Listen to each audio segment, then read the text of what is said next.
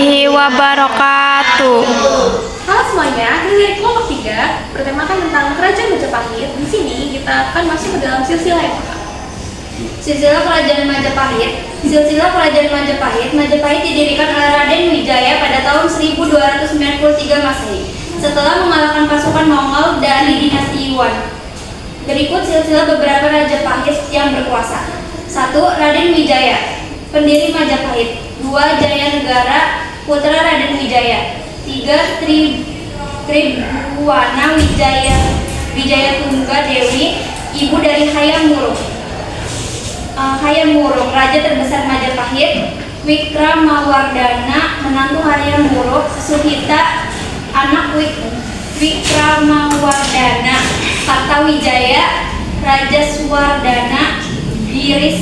Girisawardhana, Brawijaya, dan masa akhir.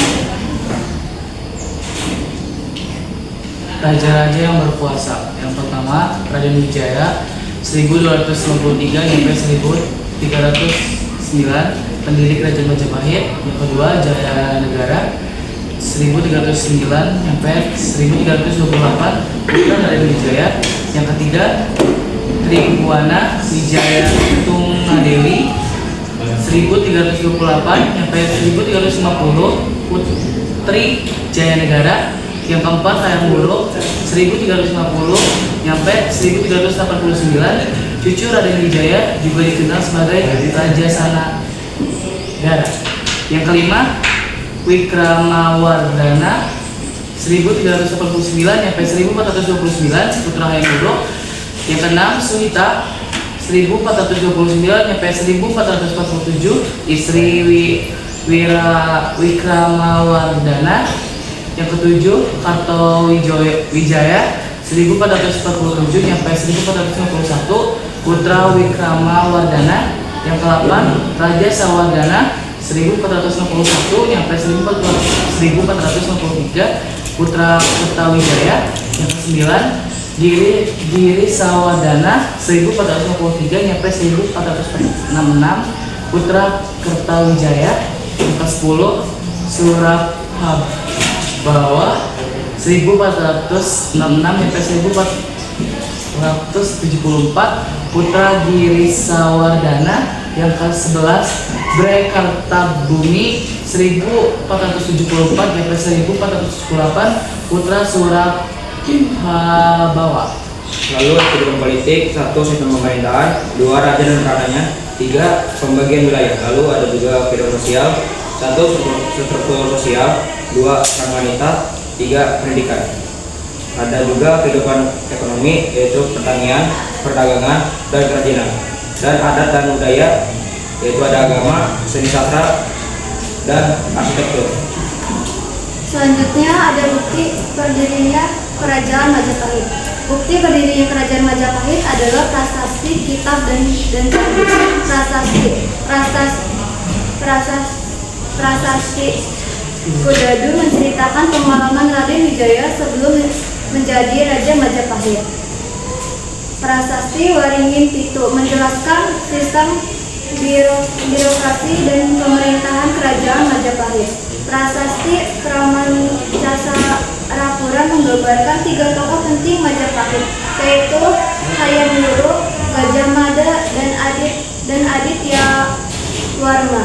Prasasti Diluwuk berisi tulisan yang menyebutkan hak-hak desa di Luluk dan Tanggulang. Prasasti Canggu berisi aturan-aturan terkait perlintasan di sekitar Sungai Bengawan Solo di Sungai Brantas. Yang kedua ada kitab Sutasoma menceritakan kehidupan beragama di kehidupan Majapahit. Kitab Nagara Kertagama, daftar drama upati dari para pejabat yang dikelompokkan ke dalam golongan Buddha dan golongan Siwa. Kitab Sundayana berisi peristiwa perang Budak yang dilakukan Kerajaan Majapahit dan Kerajaan Sunda Pajajaran. Yang terakhir ada Kandi Bajang Ratu, berbentuk gapura dan berfungsi sebagai pintu masuk ke sebuah bangunan suci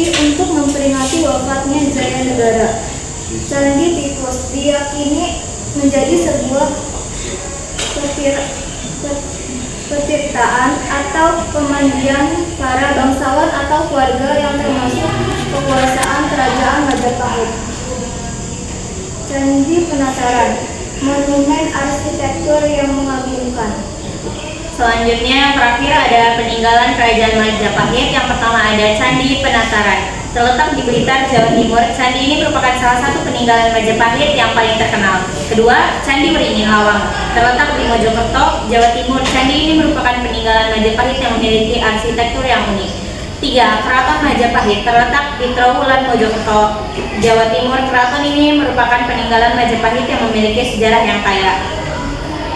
Selanjutnya, ada patung-patung. Banyak patung-patung peninggalan Majapahit yang ditemukan di museum-museum Indonesia, seperti Museum Nasional di Jakarta.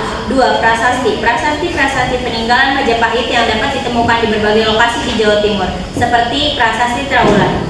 3. Keramik. Keramik peninggalan Majapahit yang dapat ditemukan di museum-museum Indonesia, seperti Museum Keramik di Jakarta. Sekian presentasi dari kelompok 3 Kerajaan Majapahit, kurang lebihnya mohon maaf. Wassalamualaikum warahmatullahi wabarakatuh. Waalaikumsalam warahmatullahi wabarakatuh.